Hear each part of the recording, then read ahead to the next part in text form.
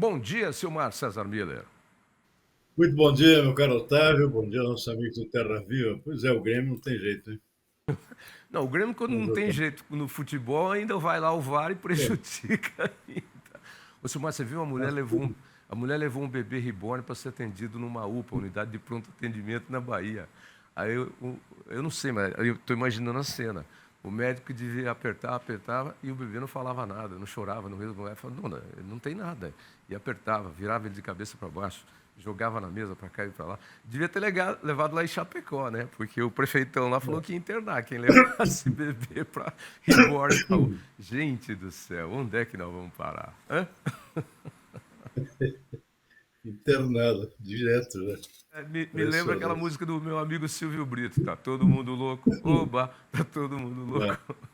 Vamos lá, Silmar. O que temos para hoje aí? Depois a gente vai falar da gripe aviária e outros assuntos. É a gripe humana mesmo aqui, porque tá virando a temperatura, previsão de geada aqui, e a garganta já não aguenta. Vamos lá. Mercado financeiro, o dólar operando com leve queda de 0,2% nesse final de manhã de quarta-feira, R$ 5,66 a cotação, 5,66.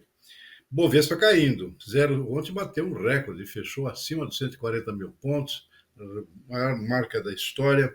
Hoje um recuo de 0,6%, pessoal aproveitando para vender um pouquinho, aproveitando a alta das cotações das ações no dia de ontem. Petróleo operando com alta de 0,7% no mercado internacional.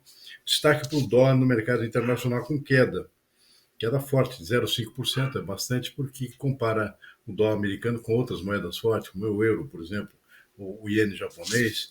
Então, qualquer coisa acima de 0,1% já mexe com o mercado. 0,5% significa dólar barato. Isso favorece o mercado de commodities, que torna mais baratas as commodities negociadas em dólar. E isso faz com que os preços das commodities subam, aproveitando o dólar barato. É o que está acontecendo hoje. Bolsa de Chicago, tudo em alta. Trigo sobe 0,7%, arroz se encasca 3,1%, milho 0,9%, soja também com alta 0,6%. Bolsa de Nova York também, destaque para as altas, majoritariamente aqui, café subindo 0,9%, açúcar 1,2%, o café em Londres também sobe 0,6%, é o café robusta, referência para o nosso Conilon aqui no Brasil. Suco de laranja dispara 7,1%, boi gordo no mercado sul na B3 também está subindo um pouco, 0,2%. Está na contramão aqui o algodão, uma queda de 0,5% na Bolsa de Nova York neste momento. Esse é o retrato dos principais mercados nesse final de manhã de quarta-feira, Tavinho. Bom, vamos lá então já com a gripe aviária, porque o Ministério da Agricultura atualizou hoje pela manhã a lista de países que deixaram de receber a carne de frango do Brasil. Já são 30 países, são 30 nações. 27 países são da União Europeia e mais 3 integrantes da União Eurasiática. Ao todo, somam mais de 60 países. Os destinos com restrição à carne de aves de todo o Brasil são África do Sul, Argentina, Bolívia, Canadá, Chile, China, Coreia do Sul, Filipinas, Iraque, Jordânia, Malásia, Marrocos, México, Paquistão, Peru, República Dominicana, Sri Lanka, Timor-Leste, União Eurasiática, União Europeia e Uruguai. Os que estão restritos somente à carne de aves do estado do Rio Grande do Sul são Bahrein, Bósnia e Herzegovina, Cazaquistão, Cuba, Macedônia, Montenegro, Reino Unido, Tajiquistão e Ucrânia. Já os que limitaram a restrição somente para a cidade de Montenegro, onde foi detectado o caso de gripe aviária, foram Japão e Arábia Saudita. Segundo o governo, quando o embargo ocorre somente para a cidade gaúcha, não há impacto comercial, já que na região não existem exportadores. O MAPA pediu à Administração Geral de Alfândegas da China para que considere a suspensão à compra de frango à região atingida pelo surto de gripe aviária, em alinhamento com os princípios da Organização Mundial da Saúde, a OMS. Segundo o ministro da Agricultura, o Brasil já está com tratativas com o país chinês para alcançar a regionalização dos embargos e, no caso da estagnação do vírus, é possível que solicitem a suspensão. Vale lembrar que as restrições são feitas para evitar a contaminação de granjas de outros países, mas não há riscos no consumo de carne de frango e ovos. O Ministério da Saúde informou que foi descartado o caso suspeito de influenza aviária em um trabalhador da granja do município de Montenegro, no Rio Grande do Sul. Mas existem. Pode colocar na tela aqui, Lucimar. Existem novos focos aí em investigação. Deixa eu ver, a gente tem um mapa aqui. Cadê? Vamos colocar o mapa? Isso aí não é. Isso aí foi gripe. Agora sim. Focos confirmados. Tem um caso que é no Montenegro, tem 8 casos suspeitos sob investigação. E aumenta aí o número de países, né, Silmar? Situação complexa, né, Tavinho? O ideal agora seria correr para identificar logo esses 8 casos ainda suspeitos, para remover isso da lista, né? E evitar que mais países, ou por mais tempo, fiquem com restrições à importação de carne de frango do Brasil. E Colocar na essa tela a iniciativa. sequência aí, ó. Coloca na tela a sequência dos municípios investigados. Está muito lenta a arte. Está comendo muito nosso tempo. Está aí, ó. Tá lá. Agora sim. Tem também, peraí, Silmar. Triunfo no Rio Grande do Sul, Estância Velha no Rio Grande do Sul, Derrubadas Rio Grande do Sul, Ipumirim, Santa Catarina. Aí lá para cima, é o Dourado do Carajá. Acho que é dos Carajás, se eu não me engano. No Pará, Aguianópolis, Tocantins, Salitre, Ceará e Garopaba, Santa Catarina. O que acontece, hein, Silmar? Para aparecer tanto. Garopaba, né? Hã? Pois é. Até Garopaba, né? Garopaba é uma praia, né? Não tem granja comercial. Mas, enfim, é fundamental, Tavinho, nesse momento, correr atrás, né, para apurar com a maior urgência possível esses outros casos suspeitos aí e tirar da lista, né? Porque isso aí só piora a situação, com mais países cada vez mais preocupados de onde vão comprar a sua carne de frango. E por isso mesmo a maioria do país está suspendendo importações de todo o Brasil, né? Que não deveria acontecer, devia ser localizado apenas no próprio estado do Rio Grande do Sul ou somente naquela região afetada. No meu caso, o Reino Unido, por exemplo, está sendo aí bem mais coerente com a preocupação do assunto todo, né? Então o Brasil perde muito com isso, porque enquanto não se apurar todos esses casos aí, que são suspeitos por enquanto, a suspensão é do país inteiro. Aí com o Ministério agora, o governo, o próprio presidente Lula aí tentando alinhar com o presidente da China, que é a possibilidade de liberação das importações chinesas e deixar fechado apenas nessa área restrita, aqui onde ocorreu esse foco já confirmado aí de gripe aviária. Até agora nenhum resultado ainda. O fato é que o prejuízo cresce a cada dia que passa, né? Também você imagina um mês inteiro, que é a previsão, né, se não acontecer nada diferente, um mês inteiro, 28 dias, segundo o ministro aí, de exportações paradas. O prejuízo imenso que isso acarreta para as indústrias produtoras, pode gerar desemprego no setor, dependendo do tempo que isso vai demorar. E, por outro lado, o Brasil deixa de ganhar dinheiro com a receita das exportações, né? Um prejuízo muito grande que precisa ter soluções mais urgentes aí para evitar que a coisa se alastre cada vez mais. Está preocupando essa demora aqui na confirmação desses casos suspeitos, né, também. Possivelmente por isso em termos de análise, né, de laboratórios, esse tipo de coisa. Tem lugares remotos, no caso do Pará, não sei nem se tem laboratórios para verificar a procedência de gripe aviária, né? E chega também com isso, junto com isso, o alerta que o veterinário Marcos ontem falando comigo, informação, nós estamos com deficiência de fiscais sanitários. Isso já não é de agora. Há muito tempo que o governo não promove concursos para elencar, nomear novos fiscais sanitários. Alguns que estão aí, eu já ouvi até de alguns, já deveriam ter aposentado, mas não podem aposentar porque o quadro é mínimo, e isso só compromete ainda mais essa situação. Agora, já são 30 países aí que não recebem o nosso frango. A BPA, por enquanto, até agora, não divulgou nenhum comunicado, já vai para uma semana aí, hoje é quarta, né? Não divulgou nenhum comunicado ainda sobre o quanto de prejuízo, mas é fácil imaginar, né? Já vai para uma semana aí de gripe aviária e a previsão de que se normalize rapidamente é 30 dias, mas a gente sabe que não é assim, né, Silmar? Aí vem negociação, empurra daqui, empurra dali, vamos regatear aqui, eu estava pagando tanto a tonelada, quero pagar menos, eu preciso de mais prazo para pagar, e começa o chororô, e o prejuízo é grande. É lamentável, né? Porque as exportações vinham bem nesses primeiros 4 meses do ano, está tudo andando super bem, exportações crescendo, preços bons, faturamento aumentando nas exportações. O Brasil é o maior exportador mundial de carne de frango, né? Então é lamentável a consequência que pode ter aqui para a própria economia brasileira, né? Impressionante. Eu recebo a informação aqui, que eu não assisti, mas diz que o Ricardo Santin, presidente da BPA, deu uma entrevista ontem para o Márcio Campos, no nosso jornal Terra Viva, mas não trouxe nada de novo. Apenas, você que participa como colunista também deve ter acompanhado. Ele apenas relatou os fatos aí, né? Nada de novo por enquanto. Portanto, acabar logo com isso aí. Vamos para frente. Valor bruto da produção agropecuária, o VBP, foi estimado em mais de R$1,5 trilhão para esse ano. O cálculo foi apresentado pela Confederação da Agricultura e Pecuária no Brasil e representa uma alta de 13,1% na comparação com o valor registrado em 2024.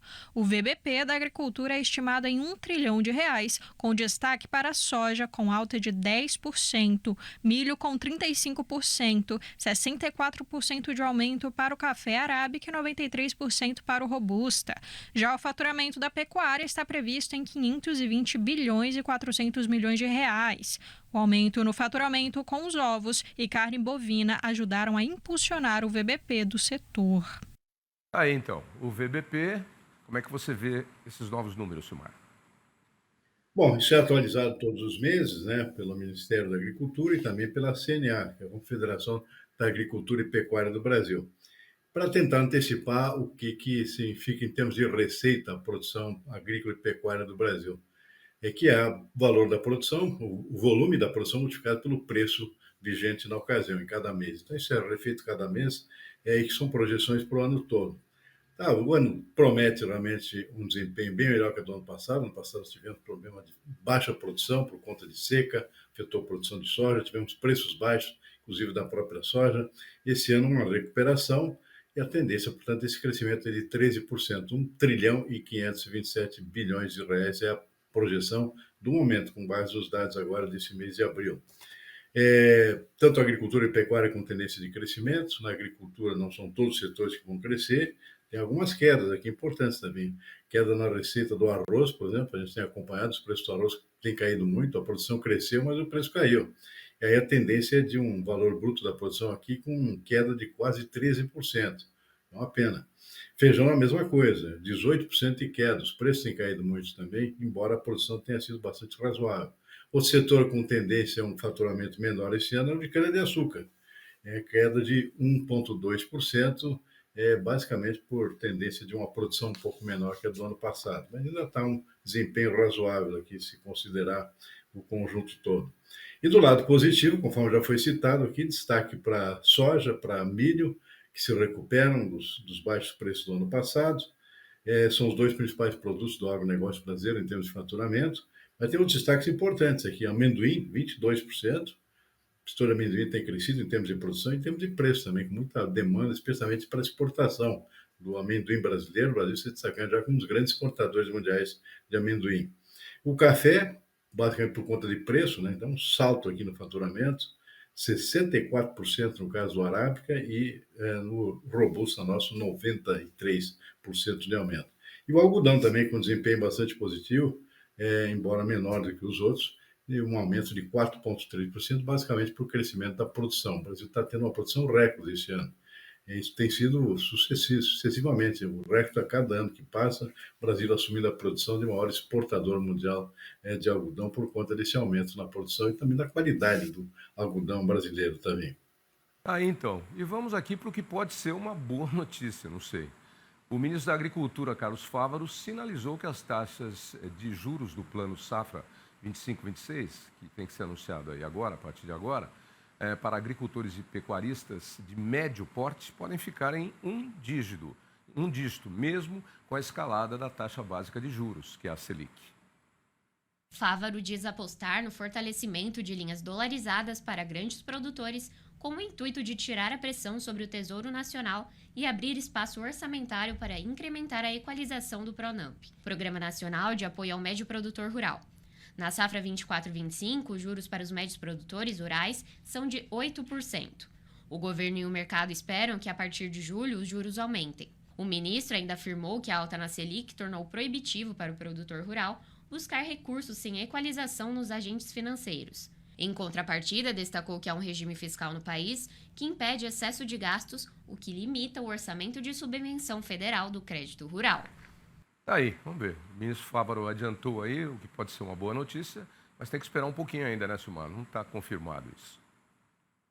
Bom, tá bom, eu sei que fica abaixo de 10%, ou seja, um dígito só, isso significa 9, pode ser 9,9%, né?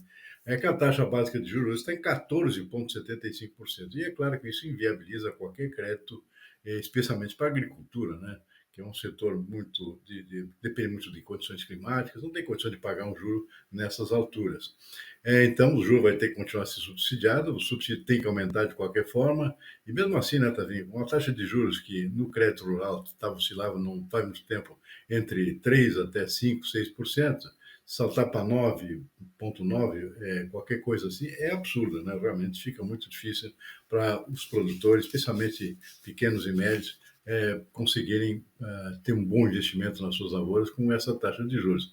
Crédito muito elevado. Então vai ser um desafio muito grande o plantio da próxima safra por conta de crédito inevitavelmente mais caro. Possivelmente vai faltar crédito em termos de volume, ou seja, não há dinheiro suficiente, pelo menos o que é previsível nesse momento, vão ter que correr atrás de algum recurso extra e, como o próprio ministro está antecipando aqui, algum recurso em dólar. Mas isso só vale, realmente, só tem condições de ser absorvido por produtores grandes, né? Que pelo menos aí possam fugir da necessidade de captar recursos aqui dentro do Brasil, no nosso crédito tradicional, que ficaria mais para o pequeno, né, e para o médio produtor. O grande se virando sozinho aqui no próprio mercado, inclusive obtendo financiamentos em dólares. Seria a saída, né? Mesmo assim, o juro vai ser caro também.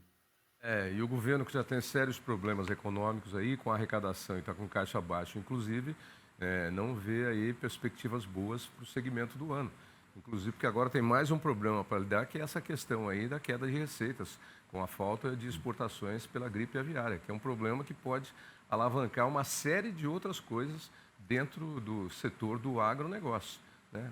O frango come o quê? Come soja e milho, que é a ração, né? O suíno, a mesma coisa. Quer dizer, se começar a sobrar frango aqui, não vai ter demanda para soja e milho interna, vai por aí afora. Enfim, o cenário não é bom, né, Silmar? Infelizmente não, tá bom. Isso é tudo. E começa por essa questão do juro, né? Que está travando toda a economia, né? E isso também, quando não há investimento, não há crescimento da produção, também não há crescimento de impostos, de recursos, né? Para o governo também conseguir bancar as suas despesas e os seus investimentos. Então, tudo roda contra a tendência da economia e, particularmente, o setor do agronegócio nesse ano 2025. Vamos lá. A gente segue amanhã com outras informações. Obrigado aí, boa quarta-feira para você e até amanhã. Boa noite, Tavinho. Boa tarde e até amanhã.